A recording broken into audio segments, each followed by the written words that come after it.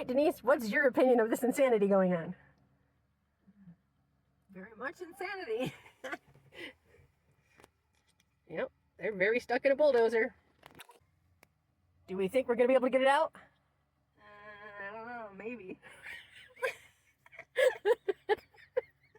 Yeah. It doesn't look promising, okay?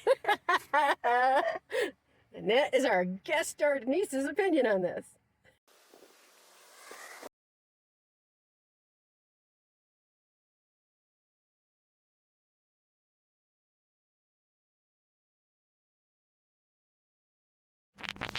All right, Denise, what do you think about that? That's awesome. It went on without a big hitch. Matt says sometimes it's better just be lucky than good. That's true. Yeah, look, now she's driving.